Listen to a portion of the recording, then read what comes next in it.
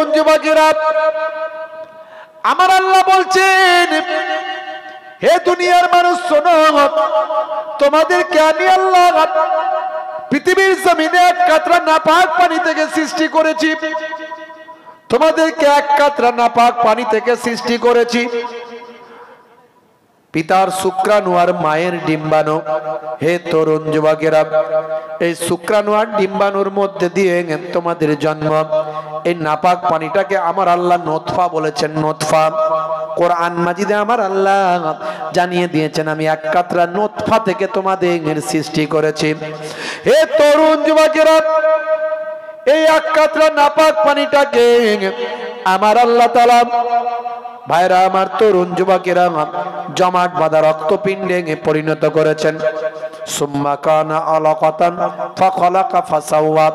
আমি আল্লাহ সুন্দর সেখান থেকে জমাট বাঁধা রক্তপিণ্ডটাকে আমি আল্লাহ নাপাক পানিটাকে রক্তপিণ্ডে, জমাট বাঁধা রক্তপিণ্ডে পরিণত করলাম। ভাইরা আমার তরুণ যুবকেরা আমার, সেই রক্তপিণ্ডটাকে একটা নির্দিষ্ট সময় যাওয়ার পরে আল্লাহ বলেন, আমি গোস্তের টুকরোতে পরিণত করলাম। ওই গোস্তের টুকরোটাকে বড় করলাম, বাড়িয়ে দিলাম মাতৃগর্ভের ভিতর। সেখান থেকে আমার কুদরতি ক্ষমতা, পঞ্চ ইন্দ্রিয়, নাসিকা, কর্ণ, জিহ্বা, ত্বক, হাত, পা, মুখ, চোখ দিয়ে আমি আল্লাহ সুন্দর মানুষ মাতৃগর্ভে সৃষ্টি করলাম। হে তরুণ যুবকেরা, হে আমার বন্ধুরা, আমার আল্লাহ কোরআন মাজিদে সুন্দর করে জানিয়ে দেন, লাকাদ খালাকনাল ইনসানা ফি আহসানি তাকবীম। হে দুনিয়ার মানুষ, আমি আল্লাহ তোমাদেরকে সুন্দর করে সৃষ্টি করেছি। পৃথিবীর সর্বাপেক্ষা সুন্দর করে সৃষ্টি করেছি। একবার যখন ভাই আমার, দোস্ত আমার, পুরুষের শরীর থেকে এক কাতরা নাপাক পানি বের হয়, সেই নাপাক পানিতে 40 কোটি শুক্রাণু থাকে। এই 40 কোটি শুক্রাণু সব মারা যায়, কেবলমাত্র একটা বেঁচে থেকে ওই একটা শুক্রাণু ডিম্বাণুর সঙ্গে মিলিত হয়। সেই একটা শুক্রাণু আর ডিম্বাণু মিলিত হয়ে, হে বান্দা, তোমার জন্ম। তাহলে তোমার জন্মটা কেমন করে? একবারও কি ভেবেছো গাছ থেকে পড়ে তোমার জন্ম হয়নি? গাছ থেকে পড়ে জন্ম হয়নি, আকাশ থেকে নেমে আসোনি, আর মাটি ফুঁড়ে ওপরে উঠোনি। তাহলে আল্লাহর কুদরতি ক্ষমতায় তোমার জন্ম আমি আল্লাহ দিয়েছি। কি করে তুমি আমি আল্লাহকে ভুলে যাও? পৃথিবীর শ্রেষ্ঠ নিয়ামত তোমাকে দান করেছি, পৃথিবীর শ্রেষ্ঠ জীবে পরিণত করেছি। লাকাদ কাররামনা বানি আদম, আমি আদমের আওলাদকে উচ্চ মর্যাদা, উচ্চ সম্মান দান করেছি। হে তরুণ যুবকেরা, হে আমার বন্ধুরা, শুনে রেখে দিন বাবা, জেনে রেখে দেন। আমার আল্লাহ বললেন সূরা নাবার 9 নম্বর আয়াতে, আমার আল্লাহ বললেন, ওয়াজআলনা নাওমাকুম সুবাতা। আমি আল্লাহ তোমাদের জন্য নিদ্রাকে আরামের করে দিয়েছি, নিদ্রাকে বিশ্রামের বানিয়ে দিয়েছি।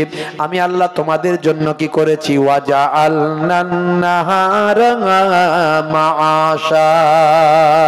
আমি আল্লাহ তোমাদের জন্য দিনকে জীবিকা অর্জনের বানিয়ে দিয়েছি, কাজ কারবারের, রুজি তালাশের জন্য দিন বানিয়েছি।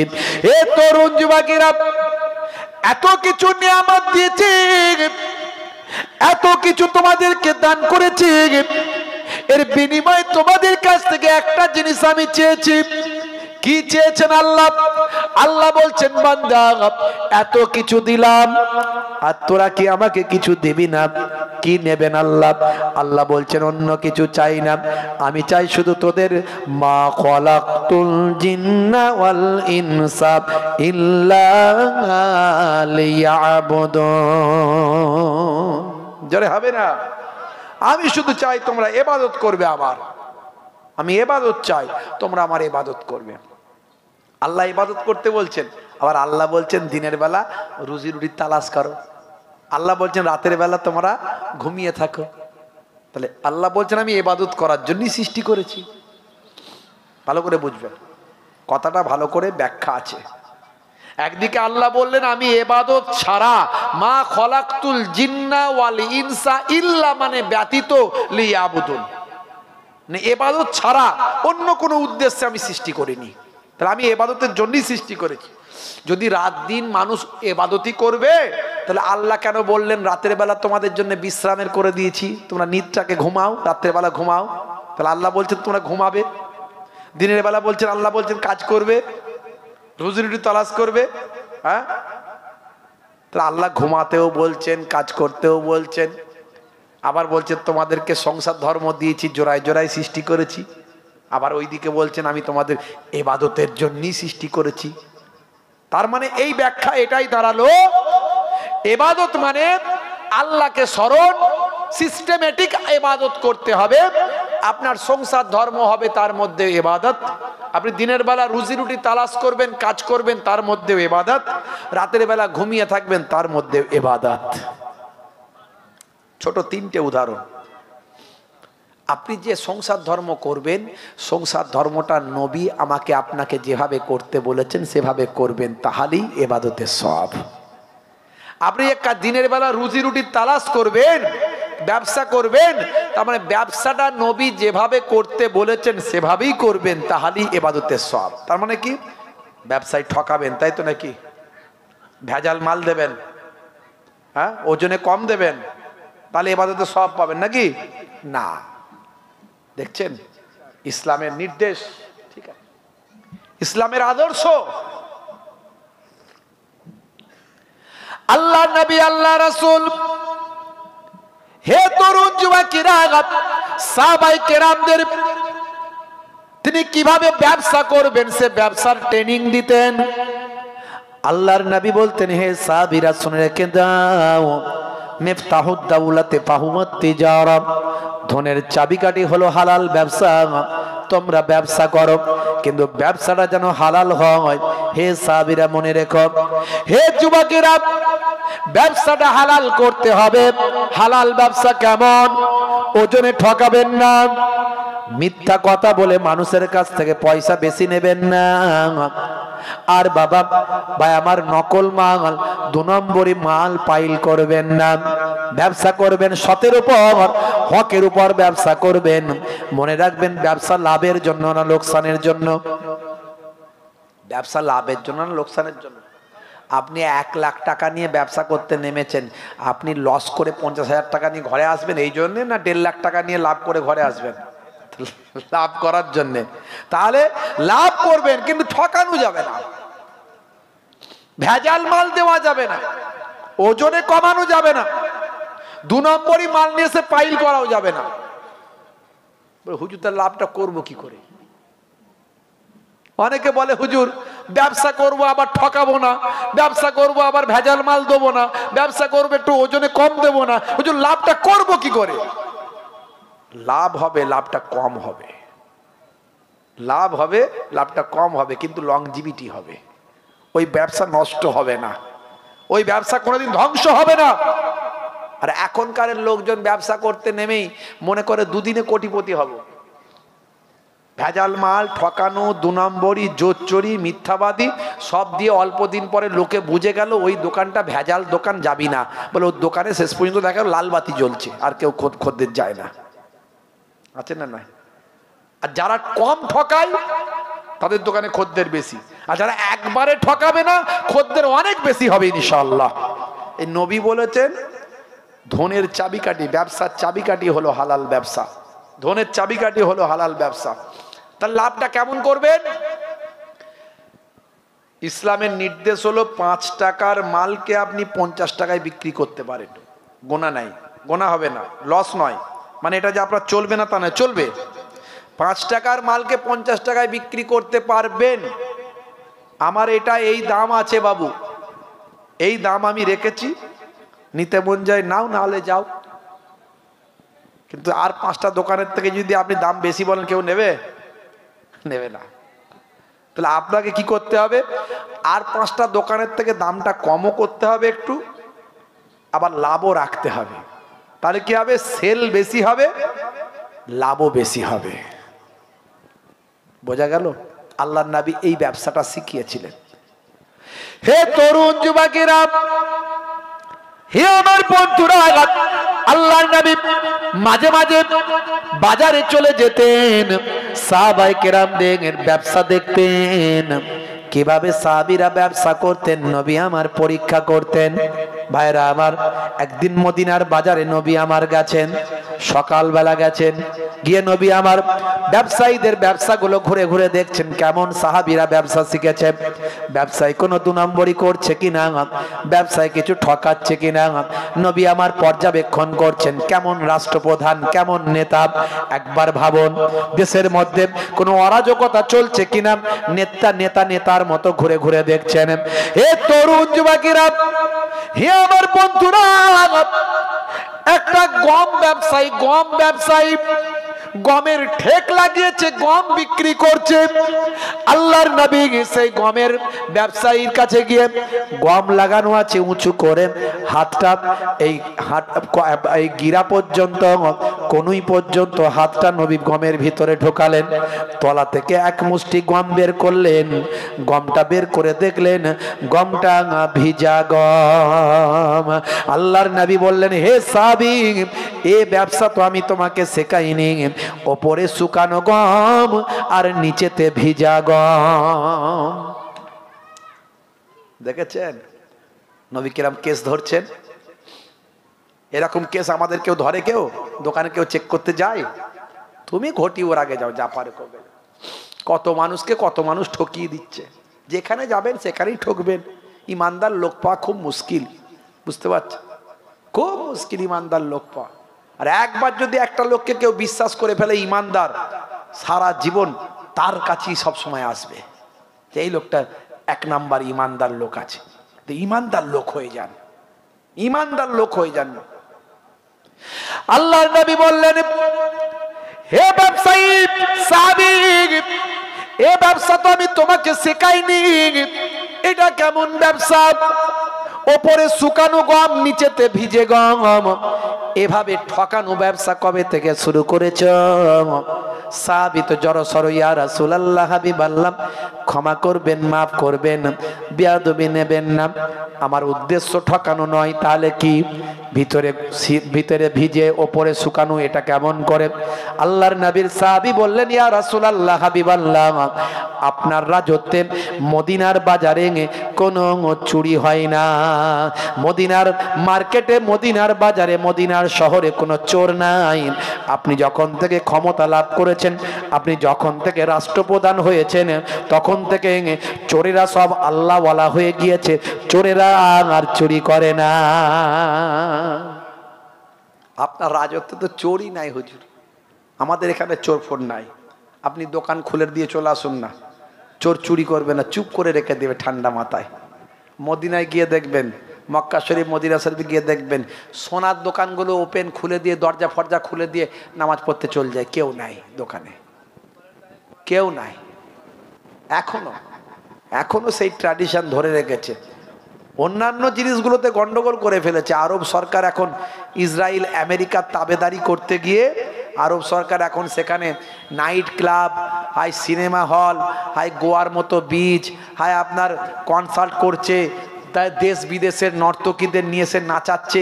এইসব অশ্লীল কাজে এখন নেমে গেছে ওই আমেরিকা ব্রিটেনদের কাছ থেকে সুযোগ সুবিধা পাওয়ার জন্যে এইসব করছে এখন। কিন্তু আইনটা কিছু ঠিক রেখেছে, সবটা না রাখলেও কিছুটা ঠিক রেখেছে। চুরি করলে হাত কেটে দেবে, চোর আছে, চুরি করলে হাত কাটবে, এই খবর যদি লোকে জানে, চুরি করবে? হে তরুণ যুবকেরা, হে আমার বন্ধুরা, শুনে রেখে দিন বাবা, জেনে রেখে দেন, হে মুসলমান।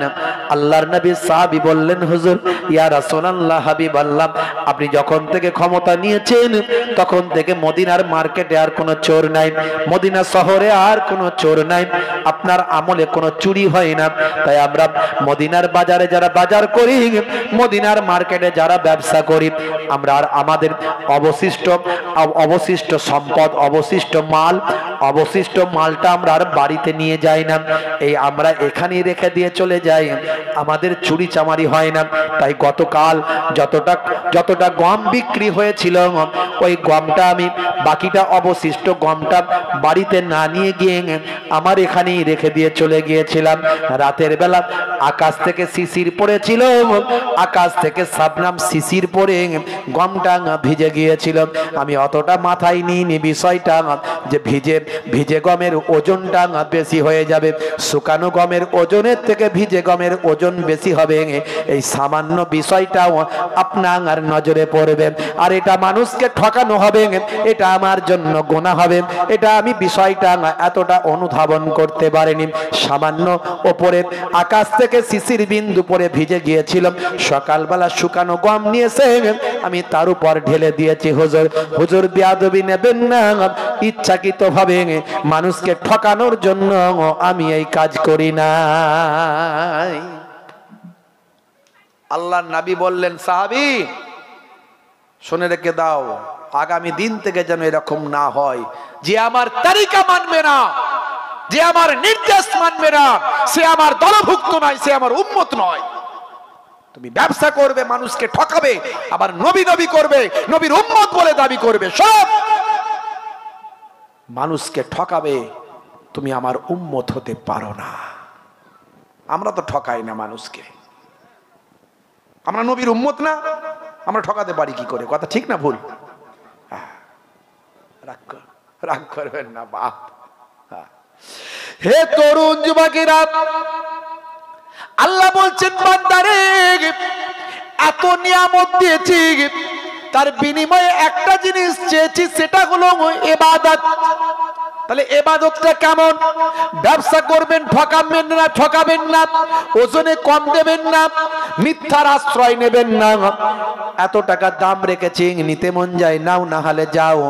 তুমি আমার চাচতো ভাইয়ের ফুফুতো ভাই, গরু বিক্রি করছে, গরু পাইকের গরু বিক্রি করছে, জানিস আমার এই গরুটার দাম হচ্ছে 25,000, আমার কেনা হচ্ছে 25,000। তুমি আমার এলাকার লোক, তোমাকে আমি মামা বলি, আর তুমি আমাকে ভাগনা বলো, তাহলে মামার কাছ থেকে ভাগনা কি আর বেশি নিতে পারে? তুমি দেখো না আমার গরুটা কেমন দেখবে, পঙ্খিরাজ ঘোড়া কিভাবে লাফাবে দেখবে। এই দেখো লেজটাকে টেনে মারলো এক ধাক্কা, অমনি গরু পঙ্খিরাজ ঘোড়ার মতো দেখছো কেমন গরু, চাঙ্গা গরু তোমাকে দিচ্ছি। আমি কিনেছি 25,000, তোমার মাথায় হাত দিচ্ছি, তোমার মেয়ের কসম, তোমার 14 পুরুষের গোষ্ঠীর কসম, সারা দুনিয়ার কসম খেয়ে বলছে 25,000 টাকায় কিনেছি। তোমার কাছ থেকে 1,000 কি মামা তুমি লাভ দেবে আমাকে বলো? যদি না দিতে মন যায় ফ্রিতে নিয়ে চল যাও, এই যে দড়ি খুলে দিচ্ছি, ফ্রিতে নিয়ে চল যাও। মামা বলছে না রে ভাগনা, অত ফ্রিতে দিতে হবে না, ঠিক আছে তুই 1,000 টাকা লাভ নে, এই নে 26,000 নে। মাল কিনেছে 20,000, 6,000 ঝেড়ে নিল, খুদার কসম বলে 6,000 ঝেড়ে নিল। বুঝতে পারছো? হে তরুণ যুবকেরা, হে আমার বন্ধুরা, হে আমার মুরব্বিয়ানিরা, শুনে রেখে দিন বাবা। তাহলে এই যে আপনি হালাল ব্যবসা করবেন, আপনি বলতেই পারেন আমার 26,000 দাম, তোমার নিতে মন যায় নাও, না মন যায় অন্য জায়গায় দেখো। এই যে খোদার কসমকে মিথ্যা কথা বললেন, এটাই আপনার জন্য হারাম হয়ে গেল, অবৈধ হয়ে গেল, গোনা হয়ে গেল। নবী বলছেন আমার উম্মতের খাতা থেকে বাদ হয়ে গেল। কিন্তু তুমি যদি বলতে আমার 26,000 দাম আছে, নিতে মন যায় নাও, আমার 30,000 দাম আছে, নিতে মন যায় নাও, তোমার ইচ্ছা কাছে অনেক লাভ করার লাভ করতে পারো, তাতে মানুষের পোষাবে, নেবে, না মন যায় না পোষাবে, কিন্তু আপনার অবৈধ হলো না সেটা। কিন্তু আপনি যে মিথ্যা কথা বললেন এর জন্য অবৈধ হলো। এই যে মিথ্যার আশ্রয় নেবেন না, মানুষকে ঠকাবেন না, এটা হলো আপনার জন্য ইবাদত। ব্যবসা করবেন ইবাদত, ঘুমাতে যাবেন ইবাদত। নবী বলেছেন ডান দিকে কাত হয়ে ঘুমাও, ডান দিকে কাত হয়ে ঘুমাবেন। নবী বলেছেন তাই, ডান দিকে কাত হয়ে ঘুমালে আপনার জন্য ইবাদত। নবীর সুন্নতের সওয়াব পাবেন। নবী বলেছেন কোন কাজ যখন শুরু করবেন ভাই আমার, যখন কোন কাজ স্টার্টিং করবেন, কোন কাজ যখন শুরু করবেন, বিসমিল্লাহ বলে শুরু করবে। এটা হলো সুন্নতে মুআক্কাদা। আল্লাহর নবী কখনো এটা ছাড়তেন না। আপনি যদি এটা করেন, সুন্নতের সওয়াব, ইবাদতটা, নামাজ আমলে লেখা হয়ে যাবে। কোনো ভালো কাজ যখন হয়ে যাবে, কাজ যখন কমপ্লিট হবে, আপনি যখন তৃপ্তি পাবেন, তখন বলবেন আলহামদুলিল্লাহ। হে তরুণ যুবকেরা, কোন সুন্দর সংবাদ যখন পাবেন, ভালো যখন সংবাদ পাবেন, তখন আপনি বলবেন মাশাআল্লাহ। আপনি যখন কোন দুঃখের সংবাদ পাবেন, কোন কষ্টের সংবাদ পাবেন, তখন বলবেন ইন্না লিল্লাহি ওয়া ইন্না ইলাইহি রাজিউন। কেউ মারা গেলে আপনি এটা পড়বেন। হে তরুণ যুবকেরা, যখন কোন কাজের আপনি প্রতিশ্রুতি দেবেন, তখন বলবেন ইনশাআল্লাহ, আল্লাহ যদি চান এই কাজটা করব। এই যে আমলগুলো আপনি করবেন, এই কাজগুলো করবেন, এই কথাগুলো বলবেন, এইভাবে জীবন যাপন করবেন, আপনার নামাজ আমলে সুন্নতের সওয়াবটা লিপিবদ্ধ হবে। কথায় কথায় মাশাআল্লাহ, ইনশাআল্লাহ, সুবহানাল্লাহ বলে লোককে ঠকায়, আছে না নাই? কথায় কথায় এত সুবহানাল্লাহ মাশাআল্লাহ বলছে, মানে অতি ভক্তি চোরের লক্ষণ। কি জি বিপদ তো, ও ঠকানোর ধান্দা আছে মনে হচ্ছে। এত সুবহানাল্লাহ বলছে কেন? এত ইনশাআল্লাহ বলছে কেন? ইনশাআল্লাহ বলার লোক হতে হবে না। এক ওয়াক্ত নামাজ পড়ে না, কিন্তু ঘন ঘন ইনশাআল্লাহ বলছে, ডাল মে কুছ কালা হ্যায়। বুঝতে পারছি। জানেন তো হুজুর, হুজুর আসসালামু আলাইকুম। ওয়ালাইকুম আসসালাম। জানেন তো ইনশাআল্লাহ করিম চাচা মারা গেছে। ইনশাআল্লাহ করিম চাচা মারা গেছে? কিরে, কেউ মারা গেলে ইনশাআল্লাহ বলতে হয়? হ্যাঁ, বলতে হুজুর আপনাদের কাছ থেকে তো শেখা ভাইজান, এ তো আপনাদের কাছ থেকে শিখেছি। আমরা কি এইভাবে শিখিয়েছি যে কেউ মারা গেলে ইনশাআল্লাহ বলতে হয়? হ্যাঁ, হাই রে হাই। হে তরুণ যুবকেরা, হে আমার বন্ধুরা, শুনে রেখে দিন বাবা, জেনে রেখে দেন। এই সমস্ত কথাগুলো যেগুলো বলছি, আপনি যখন খাবেন চেটে বুঝে খাবেন। পোশাকটা যখন পরবেন ডান দিক থেকে শুরু করবেন। ভাইরা আমার, তরুণ যুবকেরা আমার, মুরব্বিয়ানেরা আমার, মাথাটা যখন আঁচড়াবেন ডান দিক থেকে আঁচড়ানো শুরু করবেন। হে যুবকেরা, হে বন্ধুরা আমার, ছোটদের স্নেহ করবেন, বড়দের সম্মান করবেন। এতিম যদি বাচ্চা পান, এতিম বাচ্চাকে কিছু কিনে দিয়ে তার মনটা খুশি করবেন। যদি কিনে দেওয়ার কিছু ক্ষমতা না থাকে, এতিম বাচ্চার মাথায় একটু হাতটা বুলিয়ে দেবেন। নবী বলেন এতিম বাচ্চার মাথাতে তুমি যে হাতটা বোলালে, এই যতগুলো চুল তোমার হাতে লাগলো, ততগুলো সব আল্লাহ তোমার নামাজ আমলে দান করে দেন। বুঝতে পারছেন? মাঝে মাঝে পিতা মাতার চেহারার দিকে যদি তাকান, শ্রদ্ধার নজরে, ভালোবেসে, এটা আমার আব্বা জান, এটা আমার আম্মা জান, শ্রদ্ধার নজরে ভালোবেসে যদি পিতা মাতার চেহারার দিকে তাকান, ফিকুল্লে নাজারাতিন, প্রত্যেকটা দৃষ্টির বিনিময়ে আল্লাহর নবী বলেন এক একটা কবুল করা নফল হজের সওয়াব আল্লাহ দান করেন। জোরে হবে না? মায়ের সেবা করবেন, মায়ের খেদমত করবেন। হে তরুণ যুবকেরা, মা হলো পৃথিবীর শ্রেষ্ঠ সম্পদ। साले को मिले गोश्त रोटी, बाप को ना मिले सूखा। साला যখন আসে বৌমা তখন হাসে, ভাই এসেছে ভাই তাকে হালুয়া রুটি খাওয়ায়। ভাই এসেছে ভাই, কত আপ্যায়ন যত্ন তার হয়। ভাই এসেছে ভাই, টুইন ওয়ান রসগোল্লা এনে খাওয়াই। বুড়ো বাপার মা ওদিকে বসে থাকে, তার দিকে একটা রসগোল্লা যায় নাই। হে যুবকেরা, আমার আল্লাহ কোরআন মাজিদে বলেছেন ওয়াসাইনাল ইনসানা বিওয়ালিদাইহি ইহসানা হামালাতুহু উম্মুহু কুরহা ওয়া ওয়াদাআতুহু কুরহা ওয়া হামলুহু ওয়া ফিসালুহু সালাসুনা সাহারা। হে দুনিয়ার মানুষ, শুনে রেখে দাও, আমি আল্লাহ নির্দেশ করেছি তোমরা তোমাদের পিতা মাতার ইহসান এমনটা করবে কারণ তোমাদের বাপ তোমাদের মা তোমাদের কত কষ্ট করেছে, তোমাদের মা তোমাদের গর্ভে ধারণ করেছে আর দুগ্ধপান করাতে 30টা মাস সময় লেগে গেছে। হে দুনিয়ার সন্তান সন্ততিরা, আমি তোমাদের নির্দেশ দিলাম তোমরা তোমাদের পিতামাতা আর সেবা করবে। আল্লাহর নবী বলেন ইজহাব ফাকরিমহা ফাইনাল জান্নাতা তাহতা রিজলাইহা, যাও তোমার মায়ের সেবা করো, তোমার মায়ের সেবা করো, কারণ তোমার মায়ের পায়ের তলায় তোমার জান্নাত। জোরে হবে না? আমি এক জায়গায় বললাম যদি পৃথিবীতে কোনো মানুষকে সিজদা করার অনুমতি দেয়া হতো, সিজদা একমাত্র কার কাছে হবে? যেমন কার কাছে? আল্লাহর। কোন পীরের মাজারে সিজদা চলবে? কোন ব্যক্তির কাছে সিজদা চলবে? কোন মানুষের কাছে চলবে? যদি আল্লাহর নবী বলেন কাউকে যদি সিজদা করার অনুমতি দিতাম, তাহলে স্ত্রীদের বলতাম তোমরা তোমার স্বামীর পায়ে সিজদা করো। এখনকার স্বামীরা হয়ে গেছে মেম্বার আর স্ত্রী হয়ে গেছে হোম মিনিস্টার। ঘরে স্বামীর কথা চলে না, যা বলে লাস্ট কথা স্ত্রী।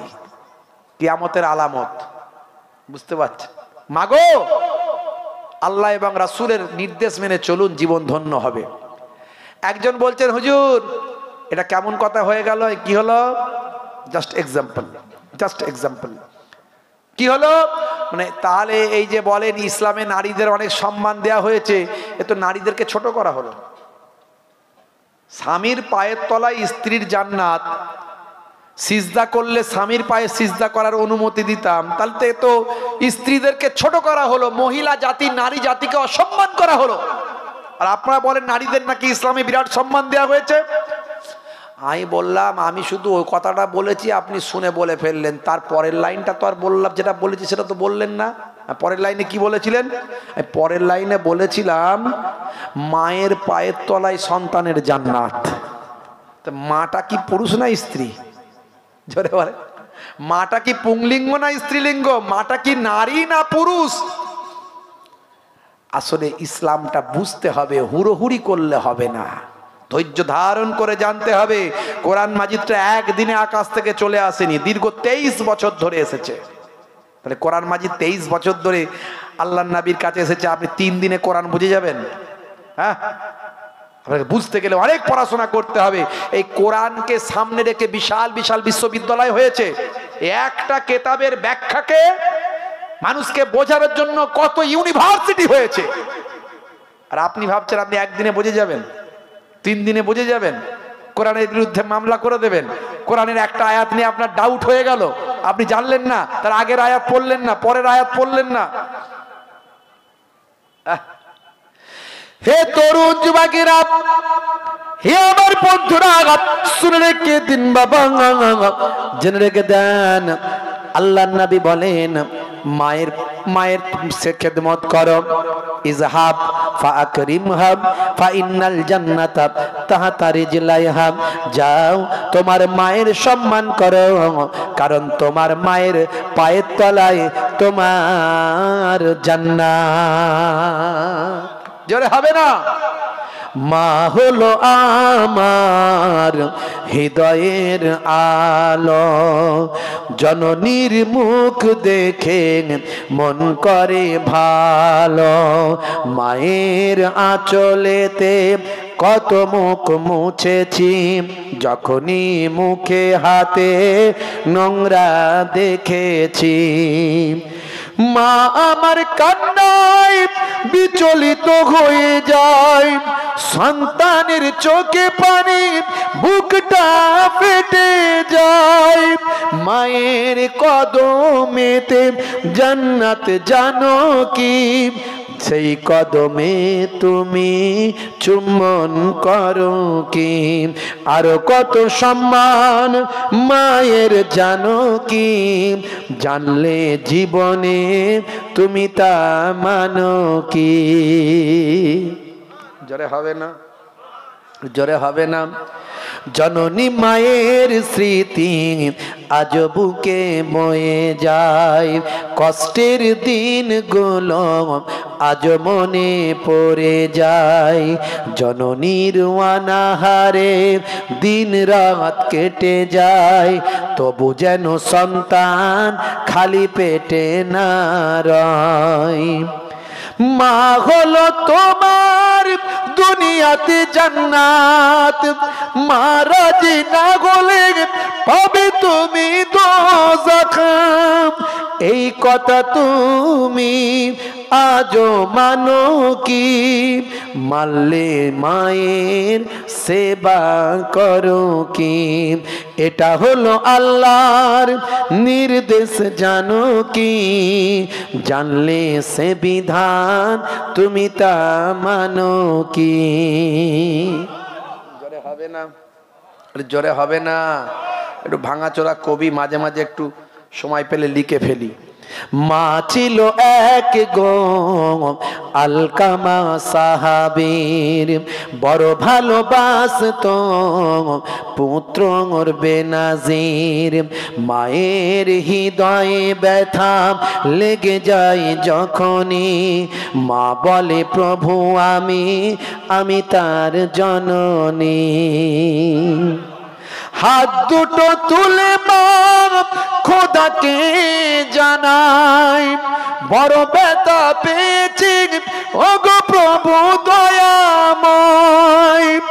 ইন্তেকালে তার দেখো কি ঘটে যায়, সাহাবীর কালেমা নসিবে না হয়। নবীজির ওসিলায় মা তাকে ক্ষমা দেয়, কালেমা পড়ে তার রূহ পাখি উড়ে যায়। জোরে হবে না?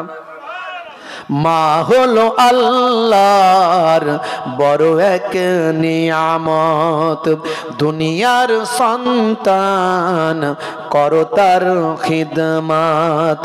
মায়ের দোয়াতে বাইজিদ ওলি এক, আল্লাহর দেওয়া মা হলো রহমত। মোহে পুল্লা বলে যে আবার, মা হলো পৃথিবীর সেরা সবার। মায়ের মনেতে যেন দুঃখ না লেগে যায়, দুনিয়া আখেরাতে বরবাদ হবে ভাই। আছে কেউ এমন দোয়াটা পেতে চায়, তাড়াতাড়ি মাকে খুশি যেন করে দেয়। জোরে বলুন না ইনশাআল্লাহ। মাকে আমরা খুশি করব তো নাকি? মাকে আমরা খুশি করব তো নাকি? মায়ের মনে যদি দুঃখ লাগে কালেমা নাসিব হবে? নবীর সাহাবীর হয়নি আর আমি আপনি কোথাকারেরকে দুটো আমরা ভাতে দে। হ্যাঁ, নবীর সাহাবী বলে কথা, যে সাহাবীর দরজা আল্লাহর নবী বলছেন আমার সাহাবীদের মর্যাদা কত শোনো। আসহাবিকান নাজুম, আমার সাহাবীরা হলেন আকাশের নক্ষত্রের মতো। বেআইহিম ইক্তাদাইতুম ইহতাদাইতুম, যদি তোমাদের মধ্যে কেউ আমার সাহাবীদের কোনো একজনকে ইক্তেদা করে হেদায়েত প্রাপ্ত হয়ে যাবে। সেই সাহাবী মায়ের মনে দুঃখ লেগেছিল। তাহলে ইসলামে নারীদের কত সম্মান বুঝতে পারছেন? কিন্তু সেই নারী আজকাল কি হয়েছে? নায়িকা হয়ে গেছে। কথা ঠিক না ভুল? আমি জলসায় গেছি, আমাকে একটা বাইকে তুলবে বলে নিয়ে এসছে। হুজুর খানিকটা হেঁটে যেতে হবে, তো আপনাকে তো আর হেঁটে নিয়ে যাব না হুজুর, আপনারা অনেক পরিশ্রম করেন সারা সারা দিন রাত, কত ইমাতা ওমাতা, আজ মুম্বাইয়ে, কাল ব্যাঙ্গালোরে, আজ হুগলিতে, কাল 24 পরগনায়। হুজুর কত কষ্ট আপনাদের, আপনি আবার টিচার, দিনের বেলা চাকরি করেন, কত ভালোবাসা মহাব্বত। হুজুর আপনার জন্য বাইক নিয়ে এসেছি, একটু বাইকে বসেন। ও বাবা, বাইকটা যখন দেখছি সর্বনাশ, দেখছি সামনে ড্রাইভারের সিটটা 1 তলা, প্যাসেঞ্জারের সিটটা 3 তলা। সর্বনাশ করেছে। ভাই তোর এই বাইকে চাপার ক্ষমতা আমার নাই রে, তার জন্য আলাদা প্যাসেঞ্জার আছে, আমি পারবো না, হেঁটেই যাবো, চ। বুঝতে পারছি কি বলবো? এখনকারের সব সিস্টেমটাই আস্তে আস্তে যেন বদলে যাচ্ছে। আখেরি জামানা। আপনি যদি আপনার ছেলে মেয়েকে কন্ট্রোল করতে না পারেন, ওই ছেলে মেয়ে আপনি মরে গেলে কবরের ধারে যাবে না। ওই ছেলে মেয়ে আপনি মরে গেলে কবরের ধারে যাবে না যদি এখন থেকে আপনার ছেলে মেয়েকে আপনি কন্ট্রোল করতে না পারেন। আপনাকে তালিম দিতে হবে। ছোট্টবেলায় ইমাম সাহেবের কাছে মাদ্রাসায় মক্তবে একটু পাঠান, ব্রেন আছে, মেধা আছে, সেই ছেলেটাকে ডাক্তার করুন, ইঞ্জিনিয়ার করুন, আইএস আইপিএস ডব্লিউবিসিএস করুন, আপনার ঘরের সন্তানটাকে হায়ার এডুকেটেড করুন, সব টাকা তার জন্য খরচা করুন। যদি সত্যি তাকে তৈরি করতে পারেন চেষ্টা করুন, আপ্রাণ চেষ্টা করুন, হার্ড অ্যান্ড সোল চেষ্টা করুন। ইমাম সাহেবের ছেলে এপিজে আব্দুল কালাম, এপিজে আব্দুল কালাম তার আব্বা ছিলেন ইমাম সাহেব। পয়সা ছিল না, সকালবেলা ফজরের নামাজ পড়ে ছেলেকে তুলে দিতেন, বাবা নামাজটা পড়ে নাও। এপিজে আব্দুল কালাম সকালবেলা ফজরের নামাজ পড়তেন, পড়ে কিছু ইনকাম বাড়ানোর জন্য খবরের কাগজ নিয়ে দোকানে দোকানে ডোর টু ডোর খবরের কাগজ বিলি করতেন।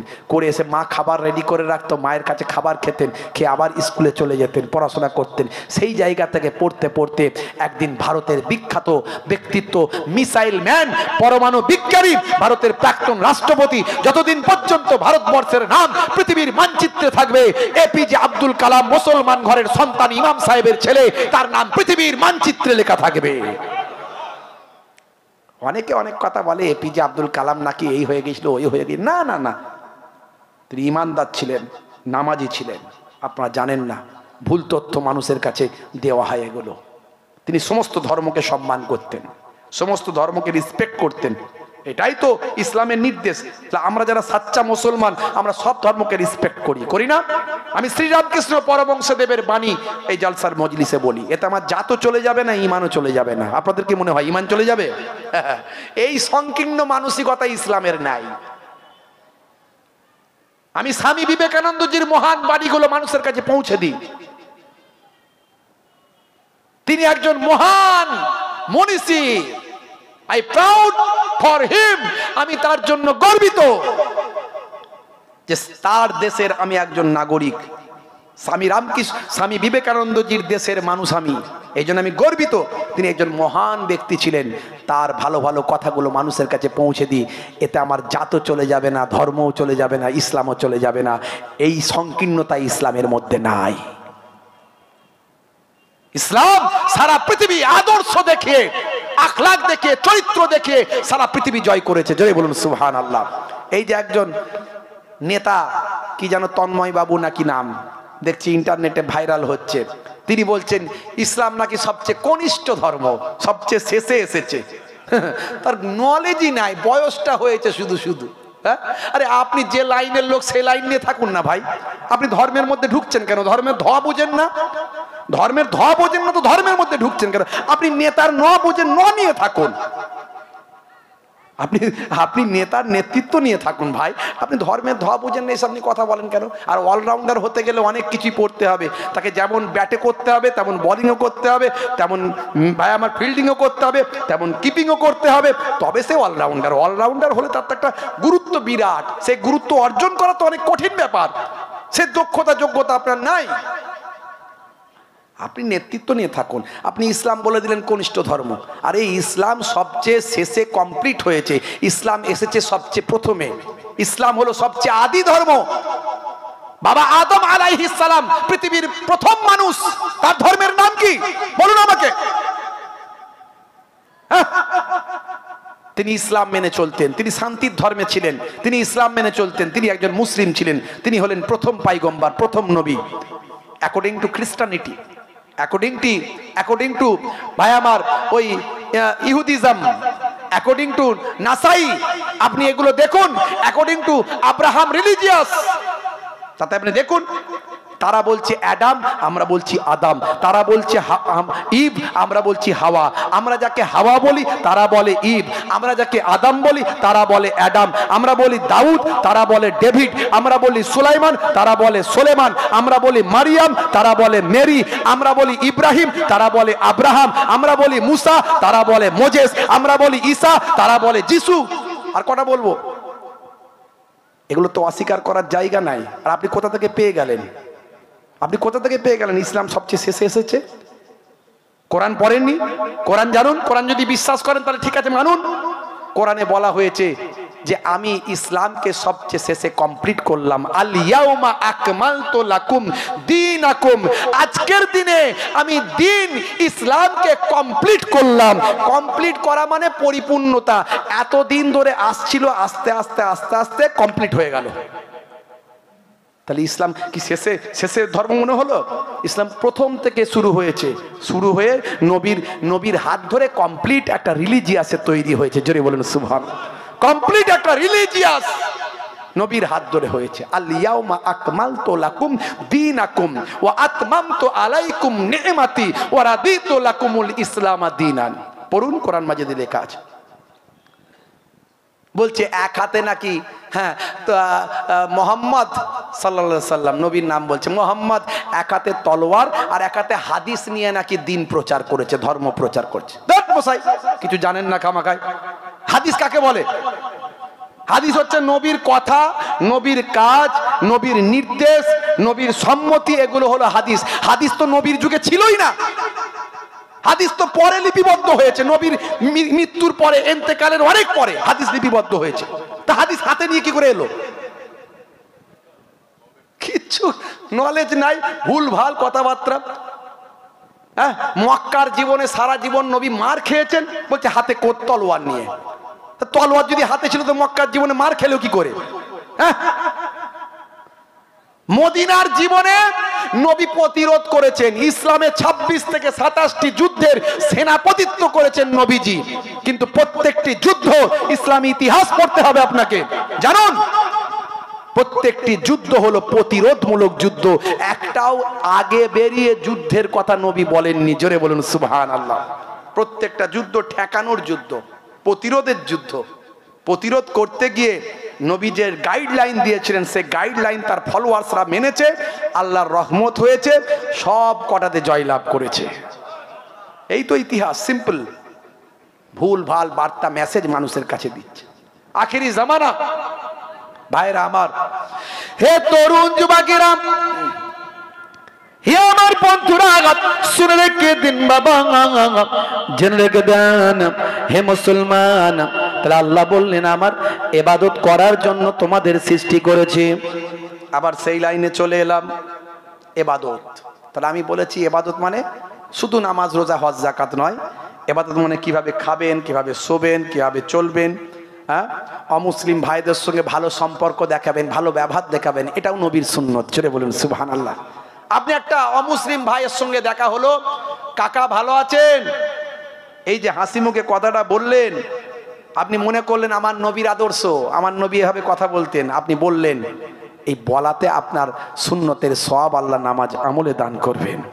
আপনি কোনো মুসলমান দেখলেন, তাকে চেনেন না, কিন্তু আপনি বুঝতে পারলেন মুসলমান, আপনি সালাম দেবেন আসসালামু আলাইকুম, তিনি দেবেন ওয়ালাইকুম আসসালাম।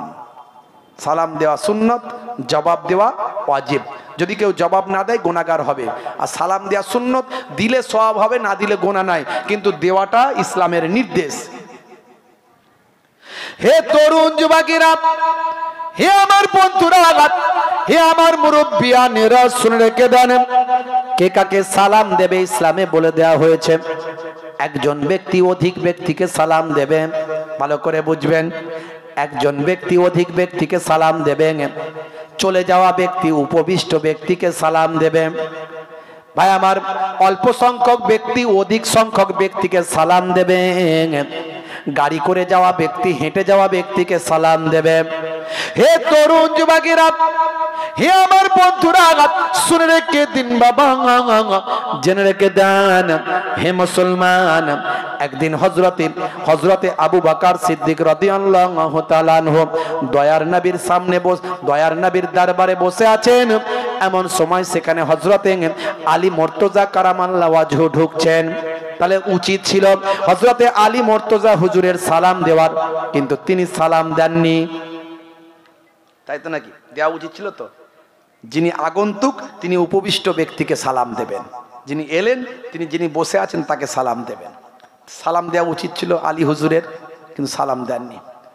হযরতে আবু বকর হুজুর চিন্তিত হলেন, কি ব্যাপার ভাই আলী, আপনি সালাম দিলেন না? বরং হযরতে আবু বকর হুজুর তার বাধ্য হয়ে সালাম দিলেন, আসসালামু আলাইকুম, তিনি সালাম দিলেন। আল্লাহর নবী আসার পরে, হুজরা থেকে বেরিয়ে আসার পরে হযরতে আবু বকর হুজুর আল্লাহর নবীকে কমপ্লেন করলেন, অভিযোগ জানালেন, ইয়া রাসূলুল্লাহ, হাবিবাল্লাহ, আপনার কাছ থেকে আমরা শিখেছি আগন্তুক ব্যক্তি উপবিষ্ট ব্যক্তিকে সালাম দেবে। আমি উপবিষ্ট অবস্থায় ছিলাম, বসেছিলাম, হযরতে আলী এলো, কিন্তু তিনি আমাকে সালাম দিলেন না। আল্লাহর নবী বললেন, আলী, বিষয়টা একটু ক্লিয়ার করো। হযরতে আলী মুর্তজা বললেন, ইয়া রাসূলুল্লাহ, হাবিবাল্লাহ, আমি স্বপ্নের মধ্যে দেখেছি যে বান্দা প্রথম একে অপরকে সালাম দেবেন, তার জন্য আমার আল্লাহ জান্নাতে একটা স্পেশাল বালাখানা, অট্টালিকা বানিয়ে দেবেন। তাই আমার থেকে সম্মানে, গুরুত্বে, বড়তে হযরতে আবু বকর বড়। তাই আমি চিন্তা করলাম আমি ওই জান্নাতের বিল্ডিংটা নেব না, বরং ওই বিল্ডিংটা যেন আবু বকর পায়। তাই আমি আগে সালাম না দিয়ে হযরতে আবু বকরকে সালাম দেওয়ার সুযোগ করে দিয়েছি। জোরে হবে না? তাহলে আগে সালাম দিলে জান্নাতে একটা বালাখানা আল্লাহ রেখেছে। আর এখন আমরা হয়ে গেছি, আমি মোহেবুল্লাহ হুসাইনি, ছোট হুজুরের নাতি, পিননগরী হুজুরের পোতা, পীরের আওলাদ। আমি মনে মনে ভাবছি আমি কেন আগে সালাম দেবো? আমার মুরিদ, ভক্ত, ভালোবাসার মানুষ, তারা আমাকে আগে সালাম দেবে। বুঝতে পারছেন? ডাক্তার মনে মনে করছে পেশেন্ট আমাকে আগে সালাম দেবে, দোকানদার মনে মনে করছে খদ্দের আমাকে আগে সালাম দেবে, ইমাম সাহেব মনে মনে করছে মুসল্লি আগে আমাকে সালাম দেবে, দাড়িওয়ালা জুব্বাওয়ালা মনে মনে করছে দাড়ি চাচা মানুষগুলো আমাকে আগে সালাম দেবে। রাগ করবেন না, কিন্তু ইসলামের সিস্টেম এটা নয়। আপনি যদি আগে বেরে সালাম দেন, আপনার জন্য আল্লাহর জান্নাতে একটা বালাখানা আমার আল্লাহ বানিয়ে দেবেন। হযরতে আলী মুর্তজা চিন্তা করেন আমার আগে যেন কেউ না সালাম দিতে পারে। সব সময় আগে সালাম দেওয়ার চেষ্টা করতে। আসসালামু কাবলাল কালাম, কথা শুরুর আগে দাও সালাম। এই যে সালাম দেবেন, সুন্নতের সওয়াবটা আল্লাহ নামাজ আমলে লিখে দেবেন। আর সবের মধ্যে আল্লাহ যা শিখিয়েছে, নবী যা শিখিয়েছে, আমি এর আগে বলেছি ইন্টারনেটে 20-25 হাজার বক্তব্য আছে, সবের মধ্যে বিজ্ঞান, বাস্তবতা আছে, আধুনিকতা আছে, মডার্নিজম আছে, ক্লাসিক্যাল অ্যাক্টিভিটিস আছে। আমি এর আগে অনেক বলেছি, অনেক উদাহরণ দিয়েছি। আজকে যখন সালাম নিয়ে বললাম এটাই বলে দিই, সালাম নিয়ে বললাম এটাই বলে দিই। এখন মনে করুন ইংরেজরা কি বলে? আমরা যেমন সালাম দিই, ওরাও তো একটা কিছু দেয়। ওরা কি বলে? Good morning, good evening, good night, শুভ সকাল, শুভ সন্ধ্যা, শুভ রাত্রি, তাই তো? এখন রাতের বেলা মনে করুন আপনার একটা ইংরেজ বন্ধু আছে, হ্যাঁ, তার সঙ্গে ওঠা বসা করেন। এখন রাতের বেলা আপনার 42 বার পাতলা পায়খানা হয়েছে, আপনার অক্সিজেন সিলাইন চলছে।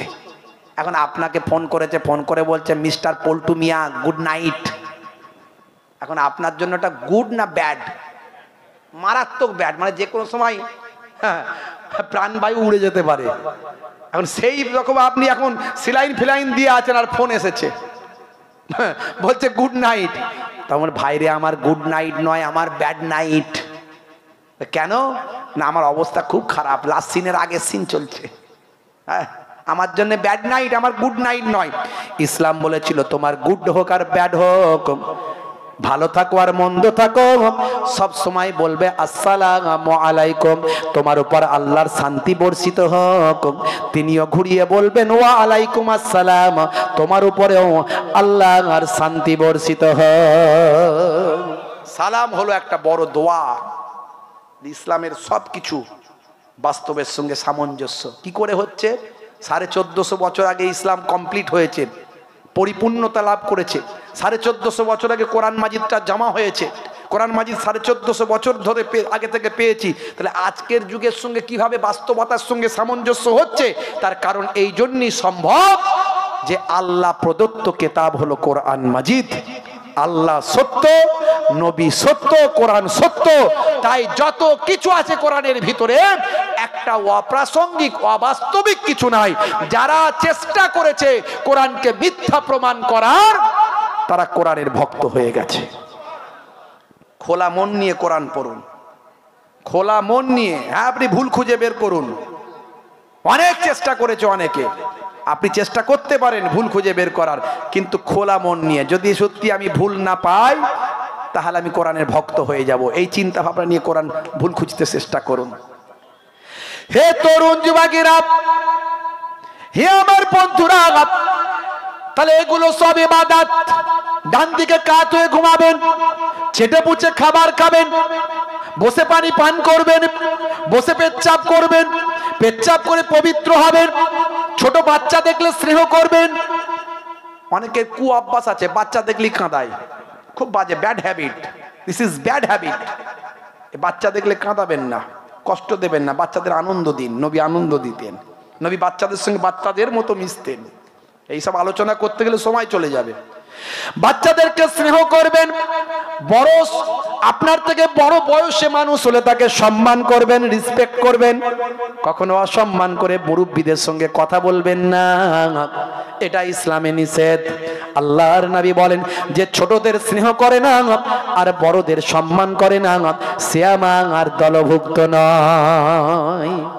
বাপ বসে আছে নিচে, ছেলে চেয়ারে বসে পা নাড়াচ্ছে।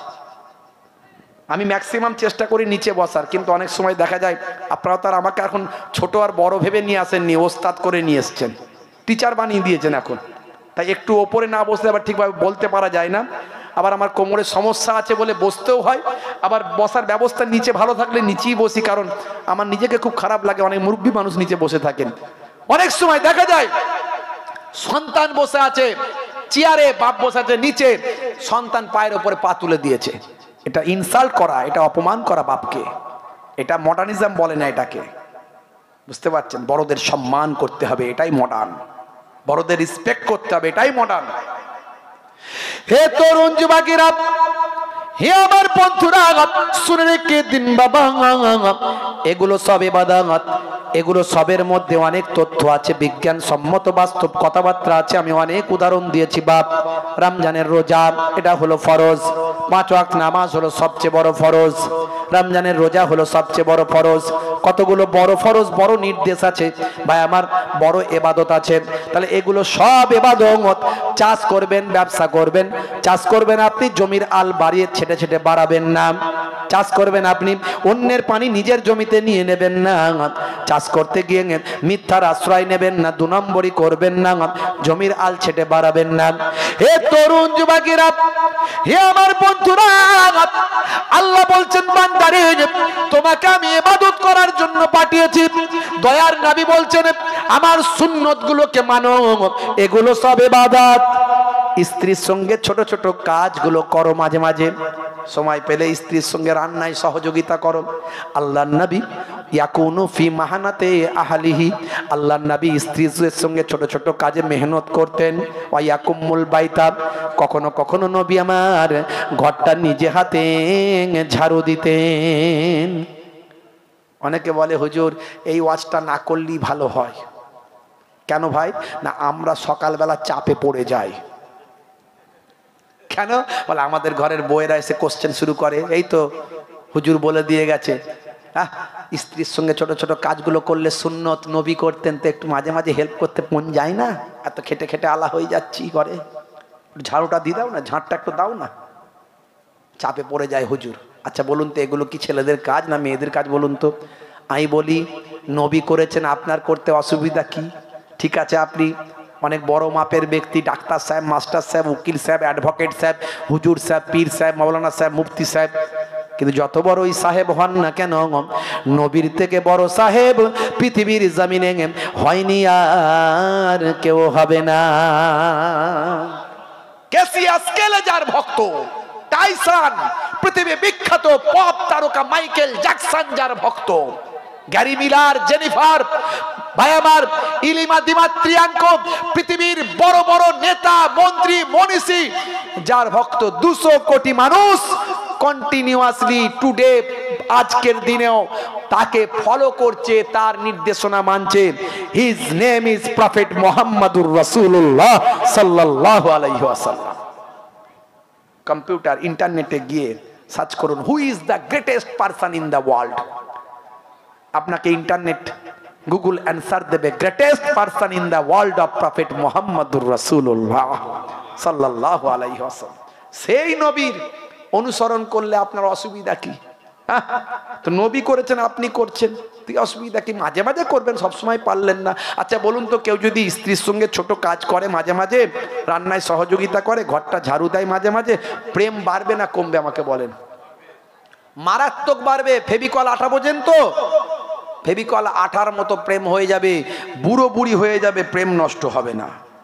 আর এখনকার ছেলেদের প্রেম দেখুন না, হ্যাঁ, সব সলেমান খানের কাছ থেকে প্রেম শিখেছে, সলেমান খানের কাছ থেকে সিনেমা দেখে প্রেম শিখেছে।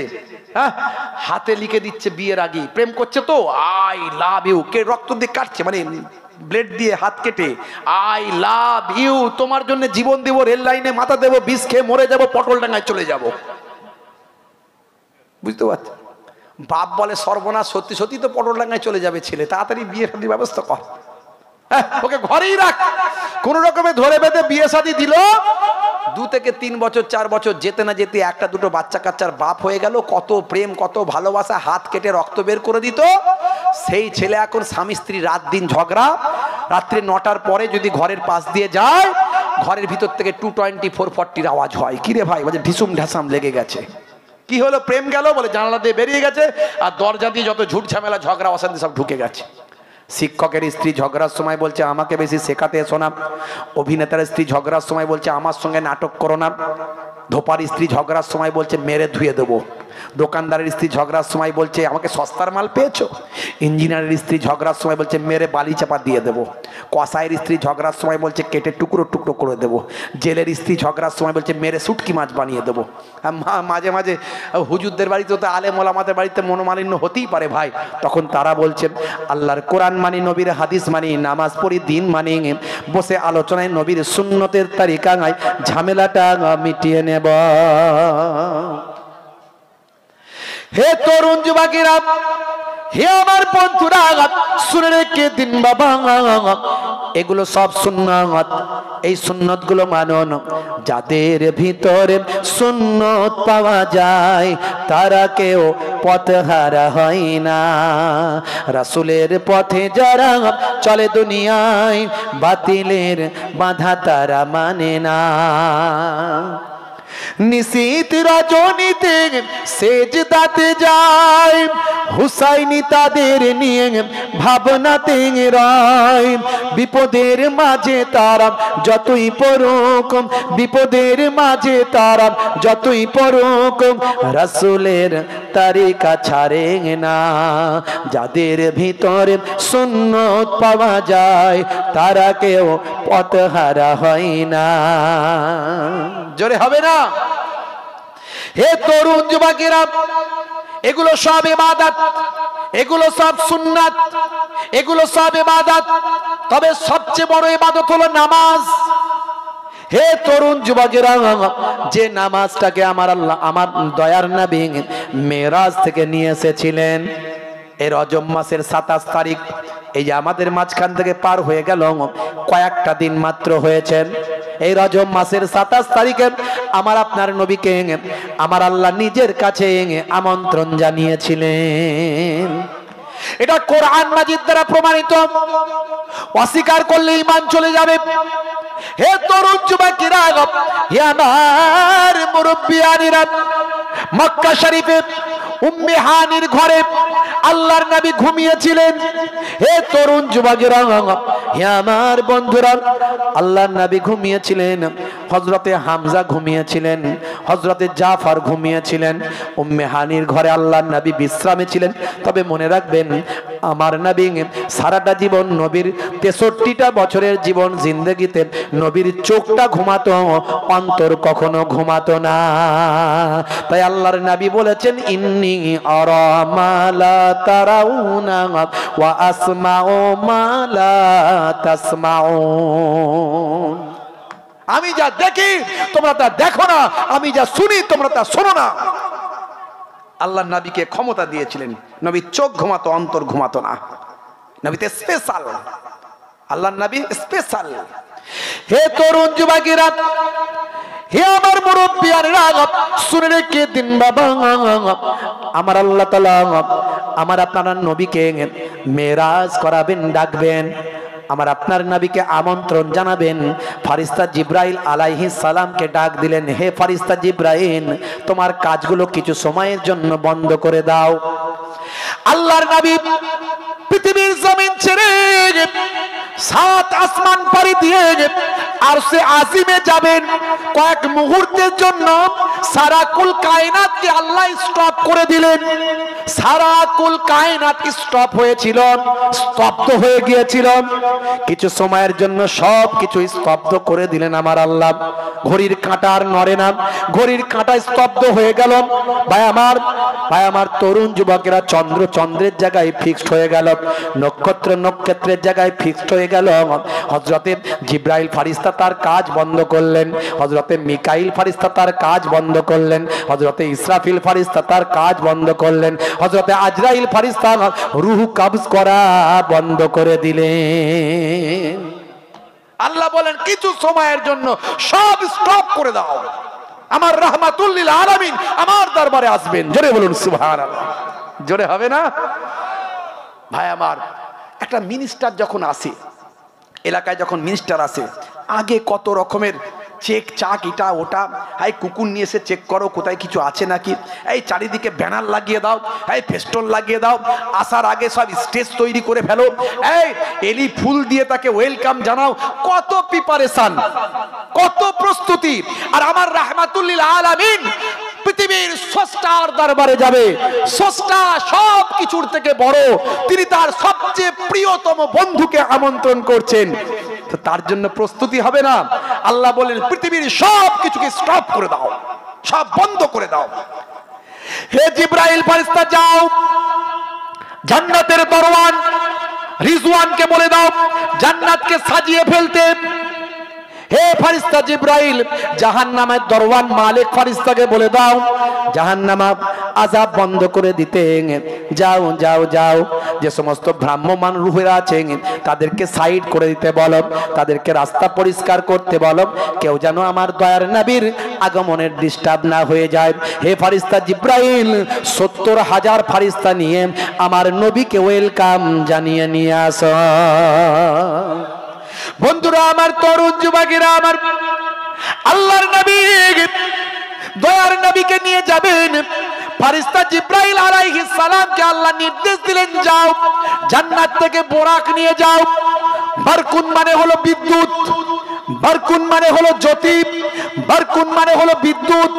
বিদ্যুৎ যেমন চমকায়, বোরাক, হে তরুণ যুবকেরা, যতদূর পর্যন্ত চোখ যাবেন সেটা বোরাকের 1 কদম হবে।